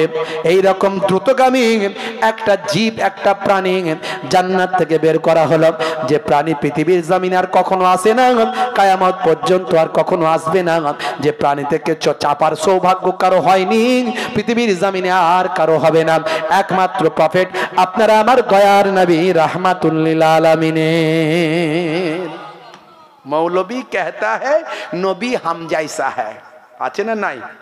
নবীর শান মান ইজ্জত যে বক্তার দ্বারাই লুণ্ঠিত হয়, অপমানিত হয়, জানবেন সেটা ভেজাল মৌলবী। পরিষ্কার কথা, সূত্র মিলিয়ে নেবেন। নবীর শান মান ইজ্জত নিয়ে যে মৌলবীর বক্তব্যে তুচ্ছ তাচ্ছিল্য প্রকাশ হয়, জানবেন সেটা ভেজাল মৌলবী, এজিদের দলের মৌলবী। এজিদের দলেও হাফেজ মৌলবী আলেম ছিল। আর যে বক্তার দ্বারাই, যে আলেমের দ্বারাই নবীর সম্মান ইজ্জত বাড়ে, জানবেন সেটা ইমাম হুসাইন হুজুরের দলের মৌলবী, অর্থাৎ সে হলো অরিজিনাল আহলে বায়াতের প্রেমী, নবী প্রেমী মৌলবী। জোরে বলুন সুবহানাল্লাহ। আবার কিছু একটা মৌলবী আছে অতি ভক্তি চোরের লক্ষণ, ওরা কবর সিজদা করে, মাজারে গিয়ে মাথা ঠুকে দেয়, বাবা পীর রক্ষে করো। ওরা আবার ইসলামকে কলঙ্কিত করে ফেলে, বুঝতে পারছেন? হ্যাঁ, কবরে ইন্তেকাল হয়ে গেছে, পীর মারা গেছে, পীরের কবরে গিয়ে বার্থডে করছে, জানতেন তো? পীরের কবরে গিয়ে কেক কাটছে। এই একটা দল আছে আখেরি জামানা। এই জন্য বলি ছাতার তলায় এসো, ছাতার তলায় এসো, হয় কিছু হয়ে যাও নালে কারো হয়ে যাও। একটা বাংলায়, গোদা বাংলায় একটা কথা বলে, হয় কিছু নিজে হও নালে কারো হয়ে যাও। তুমি যদি ওলি হও তো হয়ে যাও, আর নালে ওলি আল্লাহর ছায়ার তলায় থেকে যাও, জীবন ধন্য হয়ে যাবে। আমরা মুজাদ্দুজ্জামানের ছায়ার তলায় আছি বাপ। আমরা ওলি আল্লাহ হওয়ার মতো সে কোয়ালিটি আমাদের ক্ষমতা তো নাই, বুঝতেই তো পারছি। হ্যাঁ কি জি, নামাজি কাজা হয়ে যাচ্ছে, ঠিক মতো পড়া হচ্ছে না, আবার ওলি আল্লাহ হবে। বুঝতে পারছেন, অত সহজ ব্যাপার নাকি? জাবানের দোয়া কবুল হবে, বললি কবুল হয়, অত সহজ? বাপেরা আমার, মুজাদ্দিদুজ্জামান কত বড় আল্লাহর ওলি বান্দা, কত বড় আলেম। তার ছায়ার তলায়, তার ছাতার তলায় অনেক ভেজাল বেরোবে, অনেক দলমত বেরোবে। কত মানুষ এখন হুজুর, পীর সাহেব, কত বড় বড় মুফতি, গাজী, হাজি, কত বড় বড় আল্লাহর ওলি হয়ে যাবে। বাবা, দুনয়কায় পা দিয়ে চলবেন না, শেষ হয়ে যাবেন। বুঝতে পারছেন? মুজাদ্দিদুজ্জামানকে ধরে রেখেছেন, ধরে রাখুন। কোন হুজুর, তার কোন আওলাদ, কোন নাতি, কোন পোতা কি বাজে কথা বল, ছাড়ুন, ছাড়ুন। ও দাদা হুজুরকে বলে নিজে বলে দিয়েছে, ছাড়ো। আমার আওলাদ নাতি পোতাদের মধ্যে, আলেম মাওলানাদের মধ্যে যদি কোরআন হাদিসের বিপক্ষে যায়, তার ধারে কাছে যাবে না। গালমন্দ করার দরকার নাই, গালমন্দ করতে যাবেন না, জাবান নাপাক হবে, মন মানসিকতা কুলিসিত হবে। গিবত শেখায় চগলখড়ি করে চগলখদ্দের দরজায় নামটা লেখা হয়ে যাবে। কিন্তু মুজাদ্দিদুজ্জামানের যে নির্দেশনা, আকীদা, পথ মতকে, ব্যাখ্যাকে গ্রহণ করবেন, জীবন ধন্য হবে। আমার কাছে মোবাইলে অনেক আছে, এখন উল্টো পাল্টা এত মৌলবী মৌলানা বেরিয়েছে, তাদের সব ডকুমেন্টসগুলো রেখে দিয়েছি, শুনলে মাথা খারাপ হয়ে যাবে। বলছে আবু জাহিল সে নাকি ইমানদার ছিল, মুসলমান ছিল। বলুন না নাউজুবিল্লাহ। যে আবু জাহিল নবীকে মেরে ফেলতে চায়, নবীকে মেরে ফেললে 100 উট পুরস্কার ঘোষণা করেছে, মৌলবী বড় আলেম, সে বলছে যে আবু জাহিল মুসলমান ছিল, ইমানদার ছিল। আবার তার আবার অনেক ভক্ত আছে, হ্যাঁ, তাদের জন্য রেখেছি। সে ভক্তরা আমার সামনে এলে আগে বলবো এটার ব্যাখ্যা করো। হ্যাঁ, আগে রাজমিস্ত্রি ছিল, এখন বিরাট বড় মৌলবী হয়ে গেছে, ঘন ঘন শুধু ফতোয়া। আগে মোবাইল রিপেয়ারিং এর কাজ করতো, এখন বিরাট বড় মুফতি হয়ে গেছে, ঘন ঘন ফতোয়া। মাদ্রাসার দরজাই দেখেনি, মাদ্রাসার দরজা দেখেনি, ফতোয়া দিচ্ছে। আর কিছু মোল্লা, কিছু মৌলবী, কিছু সাধারণ ছেলে, শিক্ষিত ছেলে মেনে নিচ্ছে। আমি বলবো, যারা মাদ্রাসার দরজা দেখেনি, ফতোয়া দিচ্ছে, তুমি মেনে নিচ্ছ, তাহলে তোমার ছেলেটাকে, তোমার মেয়েকে, তোমার স্ত্রী যখন সিজার করার প্রয়োজন হবে, তখন তুমি আর MS ডাক্তার খুঁজো না, এই কোয়াক ডাক্তারের কাছে গিয়ে অপারেশন করবে। তবুও তো কোয়াক ডাক্তার বলেছি, ও তো কোয়াক ডাক্তারও নয়, কোয়াক মৌলবীও নয়, ও তো মাদ্রাসার দরজাই দেখেনি। এখন বিরাট বড় ভাই আমার কি একজন হয়ে বসে আছে, সব ডকুমেন্টস আছে মোবাইলে, নতুন করে আর বলছি। হে তরুণ যুবকেরা, হে আমার বন্ধুরা, শুনে রেখে দিন বাবা, জেনে রেখে দেন, হে মুসলমান, আল্লাহর নবী আখিরি জামানার পয়গম্বরের দরবারে জিবরাইল ফেরেশতা ৭০,০০০ ফেরেশতা নিয়ে মক্কা শরীফে চলে গেলেন। বন্ধুরা আমার, তরুণ যুবকেরা, আমার আল্লাহ কোরআন মাজিদে সুন্দর করে বলেছেন, সুবহানাল্লাযী আসরা বিআবদিহি লাইলাম মিনাল মাসজিদিল হারাম ইলাল মাসজিদিল আকসা। হে তরুণ যুবকেরা, আমার আল্লাহ বলেছেন, আমি আমার বান্দাকে রাতের বেলা মসজিদে হারাম থেকে মসজিদে আকসা সায়ার করালাম, ভ্রমণ করালাম। আমার আল্লাহ সেখান থেকে, আমার আল্লাহ বলেন, অনেক নিদর্শন, সব নিদর্শন, অনেক নিদর্শন আমি আল্লাহ আমার বান্দাকে, আমার পয়গম্বরকে আমি আল্লাহ দেখালাম। হে তরুণ যুবকেরা, ফেরেশতা জিবরাইল আলাইহিস সালাম উম্মে হানির ঘরে যখন পৌঁছে গেলেন, জিবরাইল ফেরেশতা কিভাবে আল্লাহর নবীকে ভাই আমার জাগাবেন চিন্তা করছেন। এমন সময় আল্লাহর দরবার থেকে ঘোষণা হয়ে গেল, হে জিবরাইল, আমার নবীর কদমে তুমি একটা চুম্বন দাও। আমার নবীর কদমে যদি একটা চুম্বন দাও, তোমার মৃদু শীতল ঠান্ডা চুম্বনে আমার নবীর চোখটা খুলে যাবে। আমার নবী চোখটা বন্ধ করেছিলেন। ফেরেশতা জিবরাইল আলাইহিস সালাম এমন সময় আল্লাহর নবীকে নিয়ে আসবেন, তার আগে তার, হ্যাঁ ভাই আমার, হাদিস পাকের মধ্যে এসেছে, তার সিনা আবার নতুন করে জিবরাইল ফেরেশতা, একটা হাদিসে বলা হয়েছে জামজামের পানি দিয়ে ভাই আমার ধৌত করা হয়েছিল, আর একটা জায়গায় অন্যভাবে বলা হয়েছে আল্লাহর কুদরতি পানি দিয়ে ধৌত করা হয়েছিল। এইভাবে আল্লাহ যাতে করে ওই আল্লাহর দরবারে গেলে সেই পরিবেশের সঙ্গে যাতে অ্যাডজাস্ট করে নিতে পারেন, তার জন্য আল্লাহর সেই ব্যবস্থাপনাগুলো সব করিয়ে নিয়েছিলেন। বন্ধুরা আমার, তরুণ যুবকেরা আমার, হে আমার বন্ধুরা, এক মুহূর্তের মধ্যে বাইতুল মুকাদ্দাসে যাওয়ার আগে আল্লাহর নবী বলেন, আমি হযরতে মুসা কালিমুল্লাহকে দেখলাম। তার রওজায় তিনি নামাজ পড়ছেন দাঁড়িয়ে দাঁড়িয়ে। বন্ধুরা আমার, হাদিস পাকের মধ্যে এসেছে, হে যুবকেরা শুনে রেখে দেন, হযরতে মূসা কালিমুল্লাহ তিনি তার রওজা মুবারকে দাঁড়িয়ে দাঁড়িয়ে নামাজ পড়ছেন। নবীর হাদিসের মধ্যে এসেছে, আল্লাহর নবী বাইতুল মুকাদ্দাসে যখন গেলেন, সমস্ত নবীদের রূহকে আমার আল্লাহ হাজির করলেন। তাহলে নবীদের রূহকে আপনার আল্লাহ ইচ্ছা করলে কোনো জায়গায় হাজির করতে পারেন কি পারেন না? দাদা হুজুর কেবলা যে বলেছিলেন ফুরফুরা শরীফে আমার নবীকে আল্লাহ পাঠিয়েছেন রুহানি হালতে, তিনি কি মিথ্যা বলেছিলেন? হ্যাঁ, মনে হয়। মৌলবী বলছে এত জায়গা ছিল, ফুরফুরা এলো কেন? বুঝতে পারছি। তুই কি বুঝবি বেটা ফুরফুরায় কেন এসেছে? আগে ফুরফুরা ওয়ালার মতো হওয়ার চেষ্টা কর, না তার গোলাম হয়ে যা, তবে বুঝবি। হে তরুণ যুবকেরা, হে আমার বন্ধুরা, শুনে রেখে দিন বাবা, জেনে রেখে দেন হে মুসলমান, আল্লাহর নবীকে বাইতুল মুকাদ্দাসে নিয়ে যাওয়ার পর যেখানে বোরাকটা বাঁধা হবে, সেই জায়গাতে ফারিস্তা জিব্রাইল আলাইহিস সালাম একটা আগুল দিয়ে পাথরে আঘাত করলেন, পাথরটা ফুটো হয়ে গেল। হওয়ার পরে বোরাকের দড়িটা সেখানে বাঁধা হলো। হে তরুণ যুবকেরা, সেই জায়গাতে আজও দেখতে পাওয়া যায় ইহুদি সম্প্রদায়ের মানুষেরা ওই দেওয়ালটা এসে ইবাদত করে। তারা এটাকে বিশ্বাস করে ভাই আমার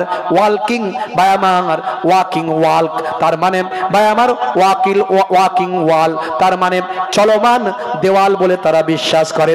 হে তরুণ যুবকেরা, হে আমার বন্ধুরা, এই বাইতুল মুকাদ্দাস তিনটে সম্প্রদায়ের ধর্মীয় আবেগ সেখানে জড়িয়ে আছে। ইহুদি সম্প্রদায়রা তারা মনে করে বাইতুল মুকাদ্দাস, হে তরুণ যুবকেরা, হযরতে নবী সুলাইমান আলাইহিস সালাম বনি ইসরাইল যুগের তিনি একজন পয়গম্বর। তারা মনে করে তিনি আমাদের নবী, তিনি আমাদের প্রফেট, তার এটা হাতে তৈরি ধর্মস্থান। আমরা মুসলমানেরা আমরা বিশ্বাস করি হযরতে সুলাইমান আলাইহিস সালাম তিনি ছিলেন একজন ঈমানদার, তিনি ছিলেন মুসলমান, তিনি ছিলেন পয়গম্বর, তিনি ছিলেন বাদশা, তিনি মুসলমানদের নবী। আবার ভাই আমার নাসারা সম্প্রদায়ের মানুষ তারা মনে করেন এই জায়গাতেই তো হযরতে ঈসা রূহুল্লাহর জন্ম হয়েছে। কিন্তু আমরা সবাইকে মানি, আর তারা কিন্তু আমাদের নবীকে মানে না, তারা একে অপরকে মানে না, বুঝতে পারছেন? কিন্তু আমাদের ইসলাম, এই জন্য ইসলাম হচ্ছে কমপ্লিট রিলিজিয়াস, এবং ইসলাম সর্বশেষ চূড়ান্ত এবং একবারে নির্ভেজাল একটা গাইডলাইন ইসলাম দিয়েছে। এই জন্য ইসলামে ঈসা নবীকেও আমরা মানি, আবার মুসা নবীকেও আমরা মানি, বুঝতে পারছেন? আমরা সবাইকে মানি, কিন্তু গ্রহণ করি আমাদের নবীর নির্দেশ। জোরে বলুন সুবহানাল্লাহ। হে তরুণ যুবকেরা, হে আমার বন্ধুরা, আল্লাহর নবী সেখানে উপস্থিত হওয়ার পরে 1,24,000 পয়গম্বর তাদের রূহকে আমার আল্লাহ হাজির করলেন। হযরতে জিব্রাইল আলাইহিস সালাম দয়ার নবীকে দুরাকাত নামাজ পড়ানোর জন্য ইমামের জায়গায় এগিয়ে দিলেন। আল্লাহর নবী ইমামের জায়গায় গিয়ে যখন দাঁড়িয়ে যান, পেছনে দাঁড়িয়ে আছেন হযরতে ইব্রাহিম আলাইহিস সালাম, পেছনে দাঁড়িয়ে আছেন হযরতে ইসমাইল আলাইহিস সালাম, পেছনে দাঁড়িয়ে আছেন হযরতে আদম আলাইহিস সালাম। সব নবীরা দাঁড়িয়ে আছে। সমস্ত নবীদের ইমাম করে আমার আপনার নবীকে ইমামুল আম্বিয়া নবী, ইমামুল আম্বিয়া ইমামুন নবীন, আমার আপনার নবীকে সমস্ত নবীদের, সমস্ত রাসূলদের, সমস্ত আম্বিয়াদের আমার আপনার আল্লাহ আমার আপনার নবীকে ইমাম, নেতা বানিয়ে দিলেন। জোরে বলুন সুবহানাল্লাহ। হে তরুণ যুবকেরা, সেইখান থেকে বোরাকে করে 7 তবক আসমান পাড়ি দিলেন। প্রথম আসমানেও নবীদের সঙ্গে সাক্ষাৎ হয়েছিল, দ্বিতীয় আসমানে গিয়েও হযরতে মুসা আলাইহিস সালামের সঙ্গে সাক্ষাৎ হয়েছিল, তৃতীয় আসমানে গিয়েও নবীদের সঙ্গে সাক্ষাৎ হয়েছিল, চতুর্থ আসমানে গিয়ে হযরতে ইদ্রিস আলাইহিস সালামের সঙ্গে সাক্ষাৎ হয়েছিল, পঞ্চম আসমানে গিয়ে হযরতে আমার আপনার নবীর সাক্ষাৎ হলো হযরতে হারুন আলাইহিস সালামের সঙ্গে। সালাম মুসাবা হলো, কত কথাবার্তা হলো। সেখান থেকে ফারিস্তা জিব্রাইল আলাইহিস সালাম বোরাকে করে নিয়ে গেলেন ষষ্ঠ আসমানে, সেখানে সাক্ষাৎ হলো হযরতে মূসা কালিমুল্লাহ। হে তরুণ যুবকেরা, সেখান থেকে আমার আপনার নবীকে নিয়ে যাওয়া হলো সপ্তম আসমানে। সপ্তম আসমানে একটা ঘর আছে, কাবা ঘরের মতো দেখতে, যে ঘরটা ফারিস্তারা তওয়াফ করে। কাবা ঘর মানুষের তওয়াফের, কাবা ঘরের ঠিক ওপরে সাততম আসমানের উপরে একই ডিজাইনের ঘর, যে ঘরটা ফারিস্তারা তওয়াফ করে। ওই ঘরের দেওয়ালে ঠেক দিয়ে বসে আছেন যিনি, তিনি হলেন জাতির পিতা হযরত ইব্রাহিম আলাইহিস সালাম। সেখানে যা গেলেন, সেখান থেকে চলে গেলেন সিদরাতুল মুনতাহা।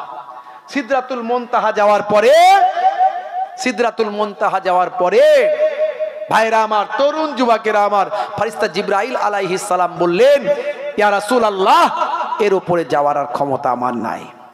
আল্লাহর পক্ষ থেকে একটা লিফট আসবে, লিফটের নাম হলো রাফরাফ। এই রাফরাফ লিফট করে আল্লাহর নবীকে আল্লাহ কুদরতি ক্ষমতায়, যেখানে কেউ উঠতে পারে না, আল্লাহর নূরের তাজাল্লিতে সব ধ্বংস হয়ে যাবে।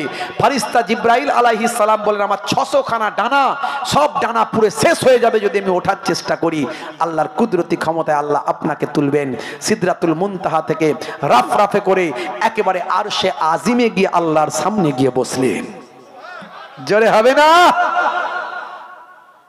অনেক ঘটনা লম্বা। সেখান থেকে আমার আল্লাহ উম্মতে মুহাম্মাদির জন্য উপহার দিলেন নামাজ, 50 ওয়াক্তের নামাজ। বুঝতে পারছি? আজানে আছে 12টা লাইন, আজানে আছে 12টা লাইন, তার মানে 12 মাস নামাজ। আজানে আছে, হে তরুণ যুবকেরা, হে আমার মুরব্বিয়ানেরা, আজানে আছে 50টা অক্ষর, তার মানে 50 ওয়াক্ত নামাজ। 5 ওয়াক্ত নামাজে 50 ওয়াক্তের সওয়াব। আজানে আছে, হে তরুণ যুবকেরা, 17টা শব্দ, তার মানে 17 রাকাত হলো ফরজ। বাইরে আমার, ফজরের হলো 2 রাকাত, জোহরের 4 রাকাত, আসরের 4 রাকাত, মাগরিবের 3 রাকাত, এশার 4 রাকাত। 17টা শব্দ আল্লাহ আজানে দিয়েছেন, তার মানে 17 রাকাত হলো ফরজ। বুঝতে পারছেন? বুঝতে পারছেন? সেই নামাজ নিয়ে এলেন, সেই নামাজ উম্মতে মুহাম্মাদিকে দিলেন। নামাজ হলো পৃথিবীর সবচেয়ে বড় ইবাদত। নামাজ ছেড়ে দেবেন না, হে তরুণ যুবকেরা, নামাজ ছেড়ে দেবেন না। আল্লাহর দেওয়া আপনার আমার জন্য গিফট। আল্লাহ জানিয়ে দিয়েছেন, হে মুয়াজ্জিন বলে দাও, হাইয়া আলাস সালাত,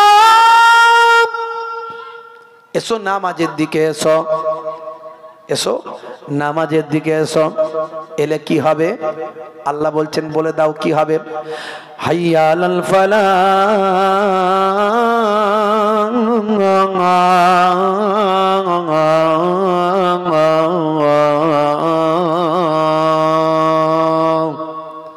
নামাজে এলে আমি আল্লাহ তোমাকে কামিয়াবি দান করে দেব। ব্যবসায় কামিয়াবি হতে পারছো না, নামাজে এসে দাঁড়াও। চাকরিতে নামাজে, রুজি রোজগারে নামাজে, সংসারে উন্নতিতে নামাজে, বিপদ আপদ মুসিবতে নামাজে। ওয়াক্ত যে হলো ওযু কর, মসজিদে চলো, খোদার হুকুম পালন কর, নামাজটা পড়ো।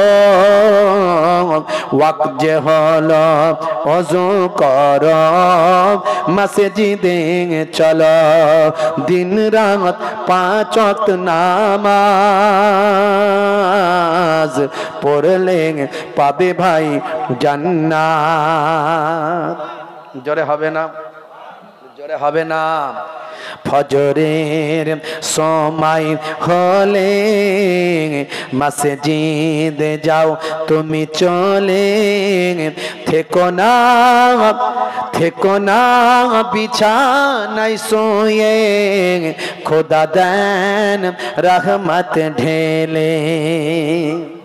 জোরে হবে না? জোরে হবে না? জোহরের সময় হলে মসজিদে যাও তুমি চলে, থেকো না বিছানায় শুয়ে, তুমি যাও মসজিদে চলে জোহরের সময় হলে কাজটা দাও তুমি ছেড়ে কিছু সময় দাও নামাজে সফলতা আসবে চলে ওয়াক্ত যে হলো ওযু করো মসজিদে চলো দিন রাত 5 ওয়াক্ত নামাজ পড়লে পাবে ভাই জান্নাত। জোরে হবে না? পরে হুজুর এসে গেছেন না আসেননি? দেখেন না, যদি টাইম তো হয়েই গেছে, বেরিয়ে যাব আমি। হে তরুণ যুবকেরা, আর দেরি করবো না, বিদায় নেব। যদি কেউ ইচ্ছাকৃত হবে নামাজ ছেড়ে দেয়, শাস্তি হবে 14টা। কতগুলো? 14টা শাস্তি। তার মধ্যে দুনিয়াতে হবে 5টা। কি কি শাস্তি হবে শোনেন। দুনিয়াতে হবে 5টা।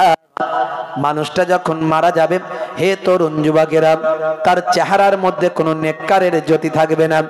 দুনিয়াতে তার চেহারার মধ্যে কোনো নেককার মানুষের চেহারা থাকবে না। নামাজি মানুষ যতই কালো হোক, তার মধ্যে একটা নূর আল্লাহ দিয়ে দেন। এটা হলো 1 নাম্বার।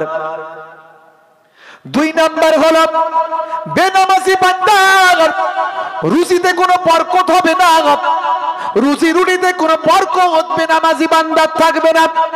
3 নাম্বার হলো বেনামাজি বান্দা যদি কোনো ভালো কাজ করে, ভালো কাজের সওয়াব সে পাবে না।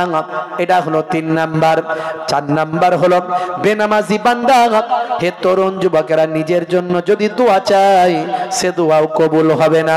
আর 5 নাম্বার হলো বেনামাজি বান্দার জন্য পৃথিবী বিখ্যাত যত বড় আল্লাহর ওলি বান্দাই দোয়া করুক, বেনামাজি বান্দার জন্য তার দোয়াও কবুল হবে না। 5টা। বুঝতে পারছেন কত মারাত্মক কথা? যারা নামাজ পড়েন না, নামাজ শুরু করুন। মৃত্যুর সময় হবে 3টে শাস্তি। হে যুবক, যারা নামাজ পড়ো না, আজ থেকে নামাজ শুরু করে দাও। কাজা হলে কাজা পড়বে, কাজা হলে কাজা পড়বে। দাঁড়ানোর ক্ষমতা নাই, বসে পড়বে। বসার ক্ষমতা নাই, শুয়ে পড়বে। তবুও নামাজ ছাড় নাই। হে মায়েরা, বোনেরা, নামাজ ছাড় নাই। একমাত্র শরীয়তের হুকুম ছাড়া নামাজ আপনাদের ছাড় নাই। অনেকে বলে ছোট বাচ্চা আমার মাঝে মাঝে পেচ্ছাপ করে দেয়, আমি কি নামাজ ছাড়তে পারবো না? অনেকে বলে বাচ্চার পেচ্ছাপ লেগে গেলে কি বাচ্চার পেচ্ছাপ কি পবিত্র? না, পবিত্র নয়। বাচ্চার পেচ্ছাপ লেগে গেলে গায়ে সেই জায়গা আপনাকে ধৌত করতে হবে।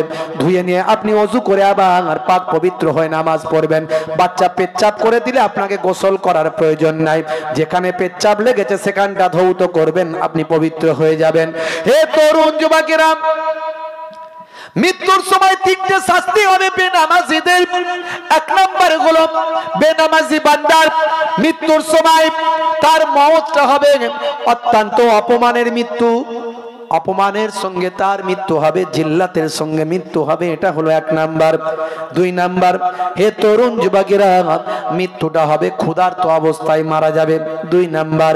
আর 3 নাম্বার মৃত্যু হবে প্রচন্ড পিপাসা অবস্থায় মারা যাবে। 3টে শাস্তি।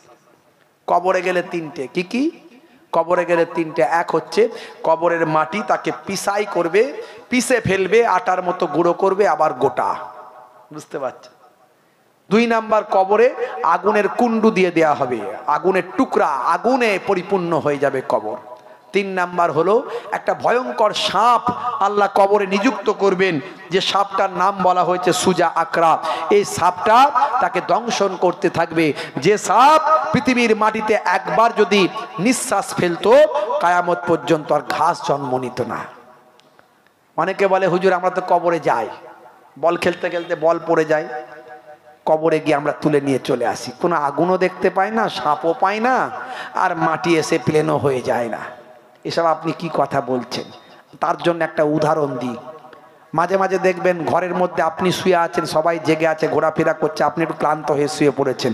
ঘুমের মধ্যে স্বপ্ন দেখছেন ব্রিজের ওপর দিয়ে আপনি গাড়ি করে যাচ্ছেন, ওপার থেকে গাড়ি আসছে, গাড়িতে গাড়িতে অ্যাক্সিডেন্ট, ধাক্কা, আপনার গাড়িটা ব্রিজ ভেঙে নদীতে পড়ে গেছে। পানির মধ্যে আপনি ডুবে যাচ্ছেন, বাঁচার চেষ্টা করছেন কিন্তু বাঁচতে পারছেন না, প্রচন্ড কষ্ট হচ্ছে, চিৎকার করছেন, কেউ সাহায্য করছে না। অনেক সময় পরে মরণপণ লড়াই, এই মারা যাবেন, তখন আপনার ঘুমটা ভেঙে গেল। এই যে এত কষ্ট পেলেন, যারা জেগে আছে তারা কি পেয়েছে? তারা কি পেয়েছে? আপনি একা পেয়েছেন। কবরে যে মারা যায় সেই শাস্তি পায়, পৃথিবীর আর কেউ বুঝতে পারবে না কেমন ভাবে শাস্তি হবে, সেই পাবে। কায়ামতের দিনে তিনটে শাস্তি, কবরে গেলে কায়ামতের দিনে হবে তিনটে শাস্তি। কি কি? কিয়ামতের দিনে তিনটে শাস্তি হবে। কি কি? একটা হলো তার হিসাবটা হবে অত্যন্ত কঠিন, কঠিন হিসাব। 2 নাম্বার হলো তার দিকে আল্লাহ রহমতের দৃষ্টিতে তাকাবেন না। সবাইয়ের দিকে আল্লাহ রহমতের দৃষ্টিতে তাকাবেন, বেনামাজি বান্দার দিকে রহমতের দৃষ্টিতে আল্লাহ তাকাবেন না। আর 3 নাম্বার হলো কি? 3 নাম্বার হলো ফারিস্তারা তাকে অপমানের সঙ্গে টানতে টানতে জাহান্নামের আগুনে নিক্ষেপ করে দেবে। হে যুবকেরা, হে তরুণেরা, হে বাপজিরা, হে মুরব্বীরা, জীবনে অনেক মানুষের মৃত্যু দেখেছেন, জানাজায় শরীক হয়েছেন, কবে আপনার জানাজা হয়ে যাবে কোনো গ্যারান্টি নাই। আজ থেকে হেদায়েত হয়ে যান, নামাজ ছাড়বেন না। সবচেয়ে বড় ইবাদত হলো নামাজ, সেই নামাজ ছেড়ে দেবেন না। নামাজের পরে ভাই আমার যত সুন্নত আছে, সুন্নত গুলোর মধ্যে সবচেয়ে বড় সুন্নত হলো মুখের দাড়ি। কোন সুন্নত কবরে গেলে দেখা যাবে না, এত সুন্নতের কথা আমি বললাম।